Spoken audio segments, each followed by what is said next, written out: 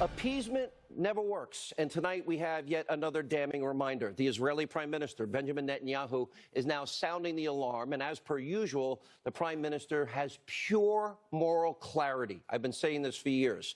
Now, the Prime Minister is revealing, according to thousands of pages of official documents obtained by intelligence sources, Iran's nuclear weapons program is alive and well. The Iranians call it Project Ahmad. It is secret. It is illicit. It is an ongoing scheme to construct nuclear weapons and the means to deliver them, including a very specific plan to develop 5 warheads, each containing a 10-kiloton yield. Now, here's what the Prime Minister, Netanyahu, said about this program in an incredible press conference, incredible bit of intelligence earlier today. This was Iran's chance to fully come clean to the IAEA. They could tell the truth. They could say, we had this program, the secret program. It's over. We shelved it. It doesn't exist. We destroyed the material. Here's what Iran actually told the IAEA. It said,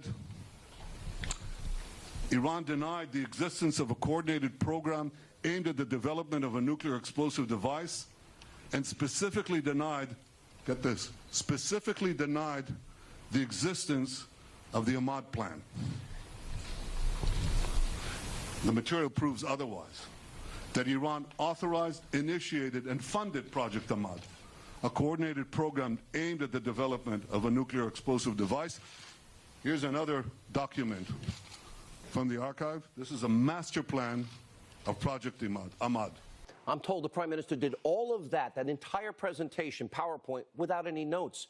Now, remember, this comes just 3 years after President Obama signed off on what is the worst deal in the history of the United States, frankly, the world. That was the multilateral agreement where the United States agreed to unlock $150 billion of frozen Iranian assets and send another $1.7 billion in cash, including an initial $400 million down payment, literally shipped in cargo planes and cash in other currencies. Now, some critical U.S. sanctions against Iran were lifted at the time. What did we get in return? A promise from radical Islamic mullahs of Iran that they temporarily halt their nuclear weapons program? The same mullahs that actively plan for the destruction of Israel, the same mullahs that chant death to America, death to Israel, that fund terrorism all over the world, that are fighting proxy war after proxy wars in Iraq and Syria and elsewhere, the same mullahs that are responsible for killing U.S. soldiers in Iraq, holding other Americans hostage. Remember, Obama told us, well, this was good for the world, but we warned you. This agreement was always a sham. No different than when Neville Chamberlain declared peace in his time and signed off on a deal trying to appease Adolf Hitler. No different than when Bill Clinton appeased Kim Jong-un's father, Kim Jong-il, and the agreement Clinton promised, this is a good deal for the American people. It will halt North Korea's nuclear weapons program and ambition once and for all. And in 2015, Obama wanted you to believe, once again, if only we kiss the rings of despots and radicals and dictators, somehow they're going to be nice to us. Faulty, failed logic. Appeasement never works. President Trump now faces a very important decision, whether or not to hold Iran accountable and pull the U.S. out of this deeply flawed agreement. Here's how President Trump reacted to these incredible breaking developments today. In 7 years, that deal will have expired, and Iran is free to go ahead and create nuclear weapons. That's not acceptable. 7 years is tomorrow. That's not acceptable. It's a horrible agreement for the United States, including the fact, Mr. President, that we gave Iran $150 billion and $1.8 billion in cash. Nigeria would like some of that. $1.8 billion in cash and $150 billion. You know what we got? We got nothing. We got nothing. So that doesn't mean I wouldn't negotiate a new agreement. We'll see what happens. But I think, if anything, what's happening today and what's happened over the last little while and what we've learned has really shown that I've been 100% right. There are moments in history you have to learn from, and the devastating failures of appeasement, Neville Chamberlain, Bill Clinton in his day, President Obama in his way. It all has taught us appeasement never works. Peace through strength does work. Now, this brings us to our next topic, President Trump's historic diplomatic progress on the Korean Peninsula. Now, instead of trying to appease Kim Jong-un or bribe him with boatloads of cash, President Trump took some very tough measures. Now, in the early months of the administration, remember, the president increased sanctions on the North Korean regime. He sent multiple carrier strike groups to the region. He squeezed North Korea's most important strategic partner, China, all the while calling Kim Jong-un little rocket man and saying, our button works. The media freaked out, proclaimed Trump is going to lead us to a nuclear war. He said the same thing when Reagan called the former Soviet Union an evil empire. We knew better. And now the president's strategy is now seeing significant progress that is great for the world. Because for the first time ever, this is historic. Look at this. Kim Jong-un crossing into South Korea for this historic positive meeting with South Korean President Moon. And a meeting between President Trump, President Moon, and Kim Jong-un is moving forward as planned. Not done yet. Certainly good progress. And also breaking today, according to South Korean sources, the North Korean dictator is willing to give up his nuclear weapons program completely as long as the United States agrees to officially end the Korean War and promise not to launch an attack. Now, over the weekend, during a rally in Michigan, well, the crowd reacted. Well, this is when the president was going to be at the White House Correspondents' Dinner, and I proudly, in 30 years of radio, 23 years on TV, have never been to a single one. I'm proud of that. This is how the crowd reacted to the developments on the Korean Peninsula. Take a look. I remember, it was very rough 3-4 months ago.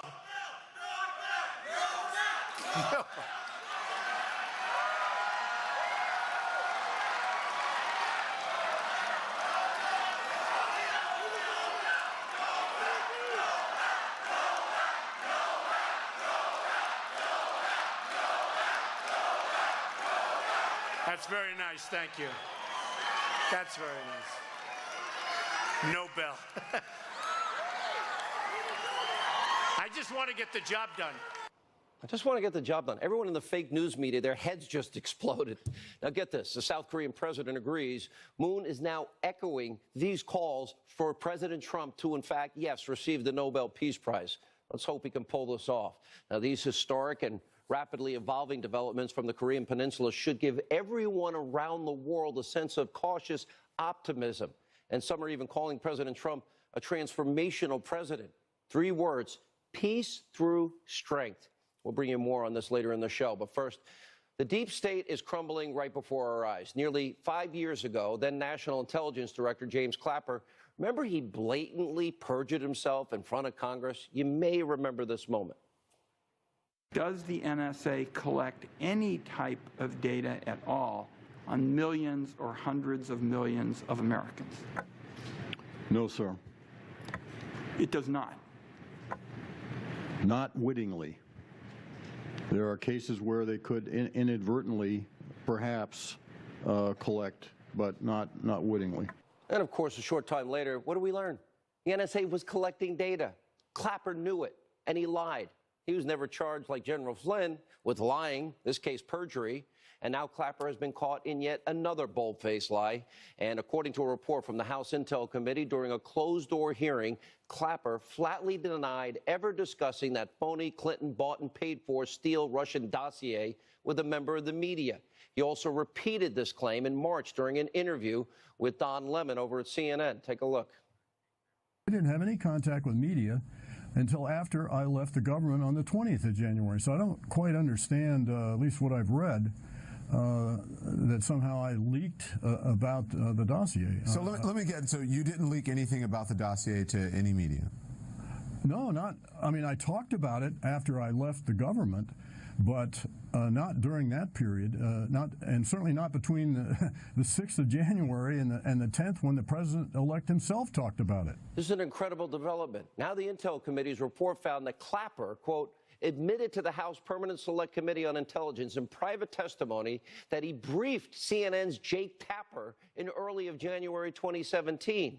Now, this was shortly before Trump's inauguration. Tapper, along with 2 other journalists, so-called journalists from CNN, published a report detailing how Trump was briefed about the Steele dossier. And then a short time later, James Clapper, he was hired by fake news CNN as an analyst. You connect the dots. Now, President Trump reacted on Twitter, writing, quote, Clapper lied about fraudulent dossier leaks to CNN. He's a lying machine who now works for fake news CNN. Now, if Clapper does not face legal jeopardy over his blatant perjury to Congress, it will be yet one more example of what I say is our two-tiered system of justice. He'll go with the Hillary Clinton system of justice. Now let's turn to the mainstream media. If you thought they couldn't get any more anti-Trump or downright vulgar, think again. They outdid themselves over the weekend. The White House Correspondents Association held their annual dinner. I am so proud I've never been, where they take some time to honor the media, pat themselves on the back, just like their Hollywood buddies, for their courageous work of echoing each other. Now, President Trump, who did not attend, previewed the dinner at his rally in Michigan. He decided to stay with the people, just like he did last year. Good choice. By the way, is this better than that phony Washington White House Correspondents' Dinner? Is this more fun? I could be up there tonight smiling like I love, where they're hitting you shot after shot. These people, they hate your guts, shot. And then I'm supposed to... And you know, you got to smile. And if you don't smile, they'll say, he was terrible, he couldn't take it. And if you do smile, they'll say, what was he smiling about? You know, there's no way. Now, President Trump's description, all too accurate. This year's show features so-called comedian, former Daily Show contributor, I've never heard of her before, this weekend, Michelle Wolf, delivering a performance that's so cringeworthy, vile, and so one-sided. Well, you might want to cover your ears if you have kids in the living room tonight. Take a look. Mike Pence is also very anti-choice. He thinks abortion is murder, which, first of all, don't knock it till you try it. And when you do try it, really knock it. You know, you got to get that baby out of there. You guys got to stop putting Kellyanne on your shows. All she does is lie. If you don't give her a platform, she has nowhere to lie. It's like that old saying, if a tree falls in the woods, how do we get Kellyanne under that tree? I'm not suggesting she gets hurt, just stuck. Ivanka cleans up nice. She's the diaper genie of the administration. On the outside, she looks sleek, but the inside, it's still full of Not even funny if you think that's bad, by the way. Wolf saved her worst remarks for Sarah Sanders, who was sitting just feet away, just a few feet away. Take a look. And of course, we have Sarah Huckabee Sanders. We are graced with Sarah's presence tonight. I have to say, I'm a little starstruck. I love you as Aunt Lydia on The Handmaid's Tale. I actually really like Sarah. I think she's very resourceful. Like, she burns facts, and then she uses that ash to create a perfect smoky eye. Like, maybe she's born with it, maybe it's lies. And I'm never really sure what to call Sarah Huckabee Sanders. You know, is it Sarah Sanders? Is it Sarah Huckabee Sanders? Is it Cousin Huckabee? Is it Auntie Huckabee Sanders?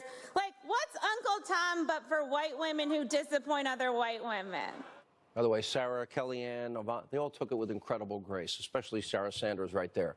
This performance, or so-called performance, was so bad, so mean-spirited, that even the association's president expressed regret over Wolf's remarks, and some in the mainstream media, even they called out this so-called comedian. Take a look.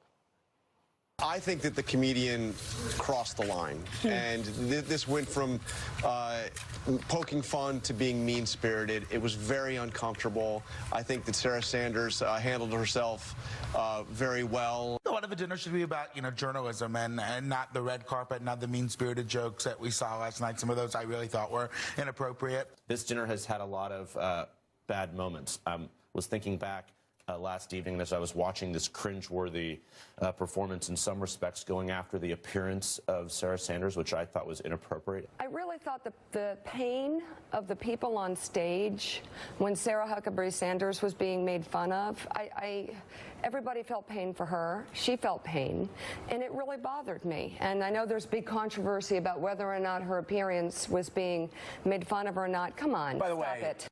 Fox News alert, Hannity agrees with Mika. All right. Anyway, just as the president tweeted, this event is now dead. Now, the president was incredibly smart not to dignify this dinner with his presence. Sarah Sanders, other Trump officials attended in order to show their appreciation for the press and the vital function that they serve in this country, and they were promptly mocked and degraded. The press deserves no such consideration going forward. I've said it before, I'll say it again. Journalism in this country is absolutely dead. They're not journalists. They're opinion advocacy hosts. They don't admit it. Our last story tonight comes from our southern border. For weeks, we have been tracking this large caravan of migrants from Central America as they march through Mexico, headed to the U.S. border. Mexico does nothing, and now dozens of migrants have arrived at the border, and they're demanding entry into the U.S., with some attempting to scale a border fence in California.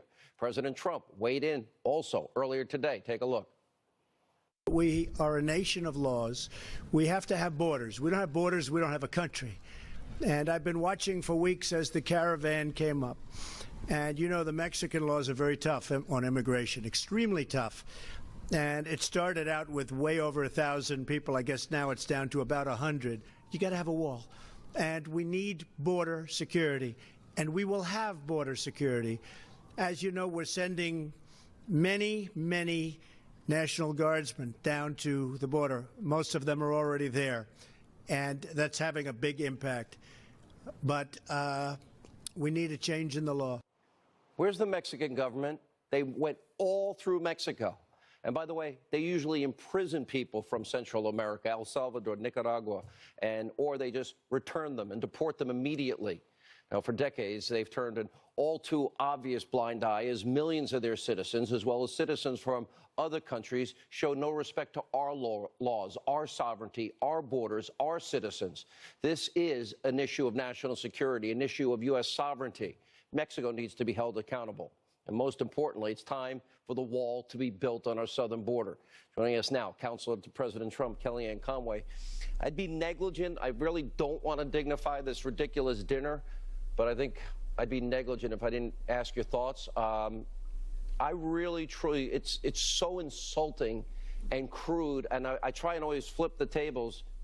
If this was a conservative comedian saying this about any liberal woman, what would the result be? Sean, in some ways, there was very little that was surprising on Saturday night, though. The faux outrage from some people who look down at Twitter all day long and see the likes of Sarah and Ivanka and me insulted. This just happened right in front of them where they were all gussied up so they couldn't deny it. I mean, in some ways, it was just another day at the office. They know that we're insulted handily, but it doesn't make some people any less miserable or us any less powerful and dutiful to the jobs that we have on the behalf of the country that we love. I actually think both events Saturday night really helped President Trump. Yeah. First, he got to go to Michigan and he was in Washington, Michigan, touting the economic progress, the security, the historic nature of what's going on in Korea. And then the event here in Washington helped him as well because it fed right into all of the cynicism, the skepticism that a lot of Americans have about the mainstream media writ large. They have a 14% approval rating. Let me say something. Yeah. I spent tonight trying to find out how much Michelle Wolf was paid, and nobody will give me a straight answer. And I called 3 people who were on the dais who actually picked up the phone. And no one will give me an answer. 2 said they had no idea. There aren't any kinds of meetings like that, no expenditures. I'd like to know about anchors and reporters' financial holdings, too, considering everyone cares about mine. Well, hold on. The reason I say this is we're told this is a scholarship dinner. And yes, you should pay for your entertainment. But I feel really badly for those students. The president, the vice president met them at the White House. They took pictures with them the other day. Right. I had occasion all throughout the weekend at different events to meet these scholarship winners. I feel sorry for them, because they were almost an afterthought that night. And I don't want anybody to say this was about them. This is about the First Amendment. When the president of the White House Correspondents Association stood up and said, an attack on one journalist is an attack on all journalists. Well, folks, think about this. Is an attack on one woman or 2 women an attack on all women? I'm glad I didn't interrupt you. That's a powerful line. North Korea, history in the making. Nobody saw it coming. Yes, it is. Iran's intelligence. Yeah. President Trump was right. The unprecedented alliance, Israel, United States, the Saudis, Jordanians, Egyptians, the Emirates. It's unbelievable what peace through strength can do, and we have about a minute. That's right. It's incredible, Sean, and it is certainly owing to President Trump's leadership and his vision, and also his patience. The relationships that he's been able to build with leaders across the world in the first 15 months of his administration, really the first year and a half since he was elected, has led us to this moment.